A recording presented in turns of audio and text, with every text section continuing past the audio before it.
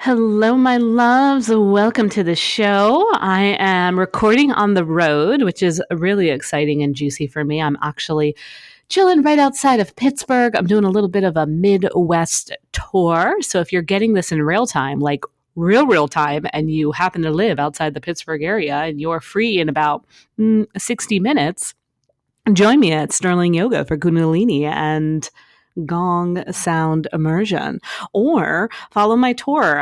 You can go to my website, danielmercurio.com/events. I'll be hitting up Indiana. Then on Monday, the 21st, I'll be in Cincinnati. The 22nd, Columbus, Ohio. I will probably not be inviting you at the end of the week. I will be doing sound meditation for children at a preschool. That I'm going to say probably not the place I can invite you. However, I'll be back in Philadelphia for those of you listening in Philly on the 27th for a black moon and a sound immersion. What is a black moon if you are not sure? A black moon is actually what occurs right before the new moon. So essentially, the new moon kicks off a fresh moon cycle, and it happens in the sun sign that we're in. So essentially, later in the evening on the 27th, we'll be having a new moon in Scorpio. But right before the new moon, we have a black moon where the sky is completely dark, and we can use this dark moon phase as an opportunity to release, to let go, and really surrender, really drop into our soul and what we're here for. And it'll be an amazing experience. So if you're in Philly, join me for that. I'll have a couple other events happening in November in Philadelphia as well. But for my Indiana, Ohio people, if you're listening in real time, let's get on it and let's meet in real time. I would love that. I really would. And what I would also love is to record this show for all of you. So let's do the thing, shall we?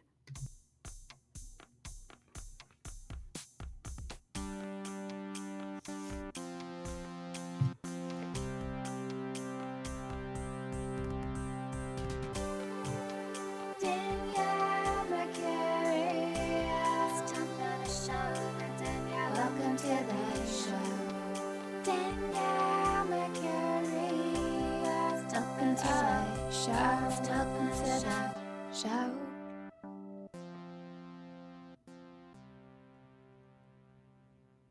Hi. So this daily, no, it's not daily. I always do that. This dose of D is centered around this concept that I've kind of come to my own understanding of called the codependent diva. It's that individual that truly does love the spotlight and likes to be seen and visible and has a voice and can see themselves communicating, speaking up for what they need, being promoted, kind of going up the success ladder, if you will, becoming more engaging and visible online, having a booming business, whatever it is that your goals or ideology of success and visibility are.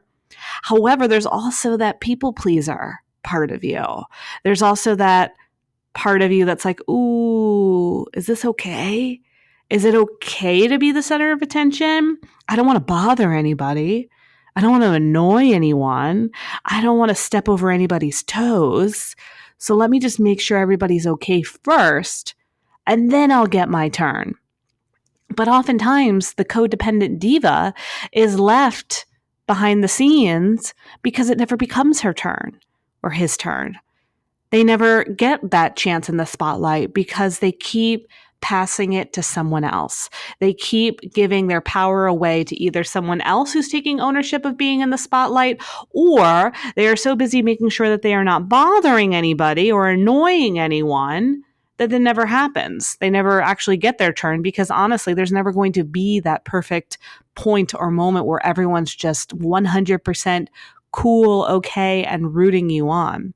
It just doesn't work that way, unfortunately.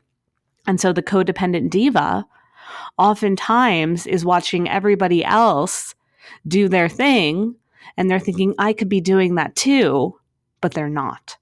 So what do we do?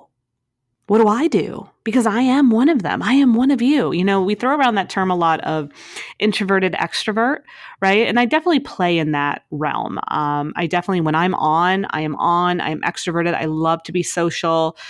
However, it has to be the scenes that I want to be in, right? I want to be around like-minded individuals. I want to be in trendy places. I want to be in the spiritual hotspots. I want to be kind of in places that have a higher frequency because I feel like I can be very extroverted from that space. But there's also the part of me that is the observer that likes to see the scene before I fully step in and speak out, especially if it's something that's not a speaking opportunity where I already am guaranteed the stage, if you will. So I like to kind of observe and see what's going on. I like my downtime. I like to be alone and watch reality television and just chill and be away from everyone. But I think that's kind of normal, right? Like, I think if you are engaging in a very active lifestyle, if you're doing things where you're visible a lot, then yeah, you do need downtime. I think most people do. So I kind of question sometimes, is it that I'm an extroverted introvert, or do I get held back because of my people pleasing codependent tendencies when I really just want to be, the supported, visible diva? And I kind of came up with this term because I'm currently in the process of bringing on a assistant that is based in Philadelphia. And I was describing to her a little bit about what I'm looking for. And I said, here's the thing. For example, at events, I have trouble asking people to take my photo or do things for me, or anything that feels like I'm getting too much attention. I get weird and I don't ask for what it is that I want, but I really want that. I want the photo taken. I want the attention. I want to document what it is I do because this is what I do for a living, right? I shouldn't be going to an event where I'm being hired to speak and then not leverage that event to attract future engagements. That's 100% what I need to be doing. Yes, you agree. And if I'm holding back and saying, "Ooh, I don't want to bother anyone. Oh, I'm acting like a diva. Oh, who do I think I am?" Then yet nothing happens. I don't leverage that event. It was a great event, and hopefully I got a little bit of return from it, but it's not allowing me to scale and grow in the way that I know in my bones I'm meant to. So I shared that. I said, I do see my business growing. I see myself speaking even more and becoming even more visible. But in order for that to happen, I have to push myself out of my codependent comfort zone, out of my people pleaser side, and ask you to help me, ask you to support me, ask you to make your focus me, which is really uncomfortable. Even right now, I'm a little bit like, but I'm not going to be able to move my goals forward without help. And it feels a little bit awkward because my goals are very self-focused. However, my self-focused goals are prime with the mission and the intention of a higher purpose of creating impact. And my personal mission is to give you permission to live the life that you're supposed to. And so if I'm not living on purpose, if I'm not giving myself permission to do these things, how do I expect myself to thrive? And how do I expect myself to teach you how to thrive? So it all goes hand in hand. And, I share this because many of my listeners are that. They're that individual that is very sensitive, right? You're the feeler. You're the one that does take everyone else into consideration. I mean, I can't tell you how many times I have taken everyone into consideration. And I remember, oh, well, this person's going to be at this event, or this person likes this food, or this person, is sensitive here, et cetera, et cetera. And I get so deep in it that then I don't stand a chance to get what I need. It's not balanced. And so if you can resonate with that, if you kind of are that person that seems to kind of get forgotten or focuses on, how the other person is feeling, or you want that person to like you, or you assume things and it's just not panning out, well, it's time for us to take back our power. It's time for us to say, you know what? I'm feeling extra and I want to be extra, right? And it doesn't mean this loud, showy extrovert per se. Extra just means I'm going a little bit outside my comfort zone so that I can continue to fulfill my goals and my dreams and what success means to me. I do feel a little extra when I need someone to help me. However, that's just how it has to be because I can't do it all on my own. Let's take a speaking event, for example. I've got to do my hair, my makeup, prepare my speech, take my photos, do my social media, engage with the crowd, network. That's a lot. Dress myself, making sure that the way I look is presentable, that the lighting is good. There are a lot of factors. And I need someone to help me. And that's not me being extra in the way that is kind of needy or arrogant or ego based. That is me being extra so that I can do an extraordinary job, right? I want to be extraordinary. I want to be extra amazing. I want to be extravagant. Because in my core, I know that in the delivery, that's what people are going to see. The delivery is going to be extraordinary, and that's what creates transformation. That's what creates results. That's what creates conversion. And that's what creates me being able to continue to do this. So let's go to you. Let's say you are feeling like, you know what, Danielle? Yeah, I'm that codependent diva. I know the spotlight is mine. I know I am meant to be on stage. I know I like having my photo taken, but I also know it's awkward to ask sometimes.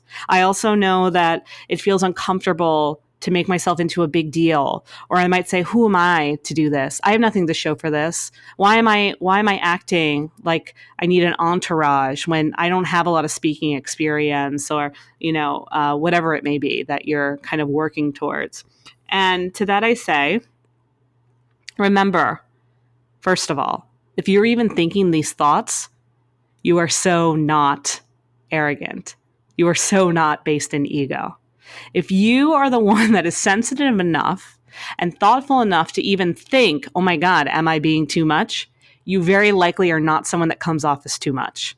I promise you. If you think you're too much, you are likely not too much. Trust me, you'll know when you're too much or you're just not that person. Like the ones that are worried about bothering people, the ones that are worried about annoying people are the ones that actually don't really bother people or annoy people. You're just basing it off of maybe somebody else that annoys you, or you're basing it off of the need or the want to be liked, which is important and valid, and it feels good. We don't want anyone to think anything bad of us. We don't want someone to think that we're too much. However, you are not too much. God wanted you, or universe, source, whatever ideology that put you here on this earth, wanted you to be a big deal, wanted you to be a lot, wanted you to be extra. Because to just come here and do the same thing day in and day out with the same routine, with the same mentality, with nothing changing, with nothing being extra in any way, good, bad, different, kind of missing the point. And so I want you to remember, no matter where you are in your journey, you deserve to be a little bit more than what you are right now. You're not a fraud. You're not a phony. You're not some kind of eccentric, crazy, self-absorbed person. You are likely someone with a good heart. I know you are someone with a good heart, the beautiful head on your shoulders, that is intelligent, that is warm, that is thoughtful, and has a really juicy, expansive soul inside of you that is ready to come out. So what is that thing right now that you feel like, yeah, I know what she's talking about. This is the area where I need to be a little bit more extra. Maybe it's posting more on social media to help facilitate your business that you run. Maybe it's speaking up at the meetings at work and sharing your thoughts. Maybe it's not always sitting in the back of the classroom and not raising your hand and asking a question. What is that thing that is kind of the essence of where you could see yourself succeeding, where you also see yourself holding yourself back? Got to look at that. And so why are you holding yourself back? What does it matter what everyone thinks? What if you do raise your hand and ask a question? What if you post a little bit more on social media? What if you present your idea at the boardroom in the meeting? What if you ask someone to film you speaking? What if you ask someone to record your meditation event or your yoga class or your cooking demo? What if you ask someone to stay and help you and make sure that the lighting is okay for the interview that you're doing or the panel that you're on? Whatever it may be. It's okay. Because what happens sometimes too, and I used to do this a lot, like I used to always assume, especially once I started getting more opportunities to teach and to speak, like, oh, well, someone will take my photo and send it to me. Yes, maybe. However, it's not always the case. It's not always the best quality, and it's not always a guarantee. And so we can't assume, okay? When you need something, you can't assume that other people are thinking about it, especially if it's something like a class or an event or even work, right? They're there for them. They're there to experience the class. They're there to experience the event. They're there to, do their work day. And so we can't assume that people are looking out for us. And that's, I don't say that in a negative way or a judgmental way. I just say it in a way that is. Oftentimes people just, it's indifferent, it's neutral. They just don't even, it doesn't occur to them. Even though you're likely the one that's probably taking the photos for them and recording and going up to their desk at work and saying like, this might be a good idea. That's who you are. But not everyone is that way, and that's okay. All right. We're not judging their character or who they are. We're just looking out for ourselves and knowing that we need to be a little extra and ask for what we need, not assume that we'll get what we need, because normally we don't. And we're a little bit disappointed. I can't tell you how many times I nailed it at some kind of speaking opportunity or teachable moment that did not get documented. Yes, everyone in that room had a great experience from it. But how am I leveraging that for the future? How am I letting other people know this is what happens when you hire me? This is what happens when you come to my class. People want to know that. They want to witness it. They want to see the buzz. And if I'm just assuming people are going to document that on my behalf, then, what do they say about assuming? It makes an ass out of you and me, or I think it just makes an ass out of me, right? But so I have to ask, I have to say ahead of time, like either bring in a volunteer, bring in a friend, and be really specific. In this case now, hiring someone to come and be there to help me thrive, to help me be extra so I can continue to live an extraordinary life and make impact from that space. Okay. So if you're feeling like you're ready to be a little bit more extra, the first step is to notice where. Right? What area? What qualifies as your current goals or levels of success that you're seeking? And then where do you need to ask for some help? Whether that be outsourcing, whether that be asking a friend, whether that be asking a peer, whatever it may be. I'm being okay with asking. You're not bothering anyone. And here's the thing. If you are bothering someone and annoying someone, they'll say that they can't. Or if they do say yes, that's on them that they said yes. Okay, that's their stuff. Tell them they need to listen to this show too, because clearly they have people pleaser tendencies, right? That's why outsourcing is best, because you're getting a really great exchange, but that's not always the case. So don't assume that you're bothering people when you ask. Okay, assume that you are asking and allowing yourself to receive what it is that you need. Because likely you are asking for help in is an area where you need to receive so that you can give. I'm asking for help with my business because my business is to help you. And if I don't ask for help, I can't help you. That's simple. So it's how we both thrive. And then it's also starting to be okay with the fact that, yeah, I am extra. You know what? I am a little bit too much. I am, like, a perfect example is I love the window seat on a plane. Love it. I do not like being in the aisle.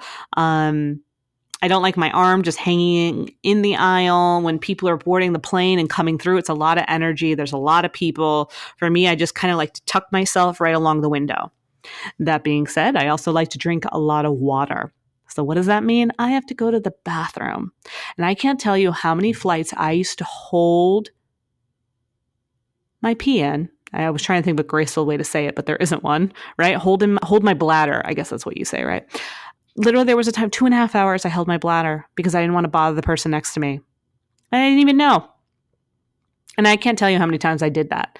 And then a couple of years ago, I was like, no, like you're allowed to not only have a window seat because that's what you want and that's what you like. You like looking out the window. You like nooking yourself up against the wall there. And you also have the right to ask someone if they don't mind standing up and letting you out so that you can use the restroom. You deserve that. That's not being extra. And that's the quote unquote risk that someone takes when they take an aisle or a middle seat. They may get asked to stand up. And that's their choice that they made by choosing that, which I would be respectful of if I had an aisle seat and someone had to get up. Of course I would get up for them. So why am I not allowing myself the same thing? Why am I not giving myself permission to get up so that I can go to the restroom instead of hurting my body and hurting my experience and being miserable in the plane holding in my bladder? Okay. And I'm sure you've done it too. That's why I always try. I try to be mindful. I literally will pee right before we board the plane, and I do my best. But you know what? There's going to be at least one get go where I'm going to get up and go. So, reminding ourselves that it's okay to be a little bit extra in that way. You don't have to be so sensitive. Okay. And then because what happens is then we put all the blame on ourselves and we put all the pressure on ourselves and we give our power away by not standing up and asking for what it is that we need. And oftentimes it's little things. It's actually not big things that will scare someone that's codependent or a people pleaser. It's little things like getting up to go to the bathroom, asking someone to take our photo, asking someone to cover us at work, right? Like these aren't huge, major things, but because we don't want to disrupt the flow or the relationship, we hold back. But again, when we hold back, who's really being held back? You are. And so we want to be mindful of that. So what can you do when you're, kind of feeling in this space, right? We want to ask, not assume.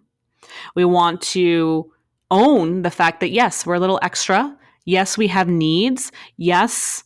Okay. Like we're allowed to have a little bit more, right? Yes, we're allowed to be extra in whatever capacity that may be. We can, and when we allow ourselves to be extra, we allow extra cash to come through, extra meaningful relationships, extra happiness, extra enjoyment.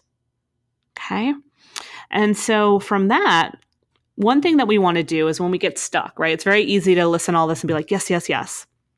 However, we have to allow ourselves to get into a space where when you're in an environment where you have to ask for help, or you're in an environment where you technically have permission to be the center of attention, stay present with that. And when we say center of attention, we're not coming from this ego, crazy, rule the party situation. It's just speaking when it's your turn, allowing your voice to have a say, sharing your story, sharing your side of things, sharing your idea.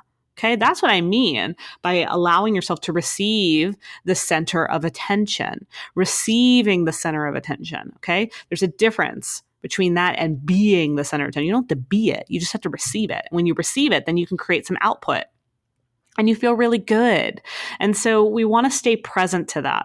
We want to stay present to how you want to show up for a party, how you want to show up for work, how you want to show up for a speaking event, how you want to show up for a yoga class, how you want to show up for a cooking demo, how you want to show up for an interview.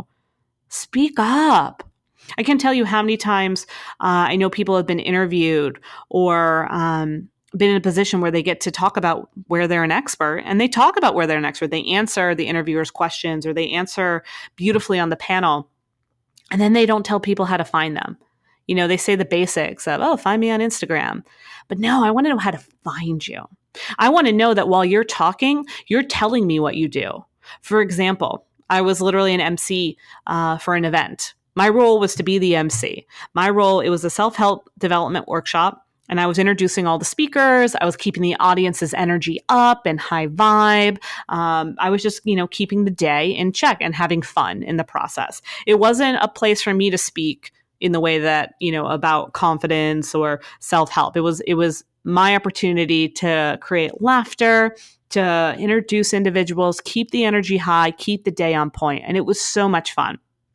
However, because I didn't have the space to really like teach per se, I would drop little things I do. Like, for example, one of the speakers, she had been on my podcast. So you better believe when I interviewed her, what did I say? I recently had the chance to interview her for my podcast, The Danielle Mercurio Show. And through our interview, I found out, and then I led into her intro.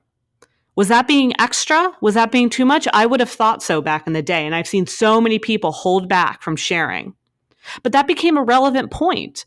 How cool that in my introduction, I could tie it to an interview that I did on my podcast. You can be, on a panel, you can be sharing something from work and share an accolade. Share with us a little bit about what you do. Share if you're, training for a marathon. Talk about, the work that you put into it. It's okay. Share the fact that you're at the gym 5 days a week. Go for it. You can gloat a little bit. All right. That's you sharing your story. That's you receiving attention for your hard work. That is not being like this annoying person. Because again, if you're listening to this and you've made it this far, you're not that person. That person would have checked out already. Someone that's truly too much, someone that's truly self-centered, someone that's truly absorbed, they wouldn't make it this far. They wouldn't even realize that they might be bothering someone or they might be too much. So let yourself do that. Stay present. Remember your goals. Remember when you go into that board meeting or you have that conversation with your boss about a promotion, or you get asked to teach a class, or you get interviewed for something. Remember how this opportunity will relate to your goals. Really sit down and think that through. Because I think sometimes what happens is when we get that green light for an opportunity, we get the opportunity to speak at work, we get the interview, we get on the panel, we're really excited, but we're also very nervous and we want to do a good job. We want to make sure that we're pleasing that person. We want to make sure that we're fulfilling the role that they have for us. Here's the thing. You will, and fulfill your own goals as well. So again, if you're on a panel and the panel is about mindfulness and you're a meditation teacher, of course, you're going to speak about mindfulness, but you're going to share things as well. What would I do if I was on a panel about mindfulness? I would say, in my meditation method teacher training, one of the things I share with my students is ba, ba, ba. Is that me being showy? Is that me being too much? No, that's actually qualifying me. It's giving me credibility to answer. And it's sharing with the audience, oh, by the way, I have a meditation teacher training. And it's slipping it in. It's not me being like, and I have this meditation teacher training and it's really cool. And I have all of these students and they're so amazing. I'm not saying any of that because that just sounds weird. When people run on and they make it about them, it does become too much. And I know that you know that, and I know that you're sensitive to that. And I've seen so many people fudge it up in that way. But again, they're the ones that aren't quite aware. And so then my ones that are super aware, like you, or ultra sensitive, like us, we hold back and we hesitate and we don't want to come off that way at all, but you're not. You're just qualifying yourself. It's okay to share. Actually, this came up in a recent conversation with one of my clients, and then continue. Okay. That's not you being like, I have this coaching business and it's amazing. And I've been full-time for a year. Stop it. Right. We're not doing that. You are just slipping what it is that you do. If you have a product, when I was in the process of developing my all-natural lip gloss, Okay. It's just little slips to let us know what it is that you do to qualify us while still also meeting the goals of whatever it is that you're there for. When I was the MC, I still met the goals as being the MC of the day while also meeting my own goals by sharing that I was a podcast host. Nothing wrong with that. Now, if I kept going on about my show and how amazing it was, that would have been a problem. I would have been extra and I would have been too much and not in the way that we're wanting here. So it's important to stay true to your goals while also honoring the opportunity.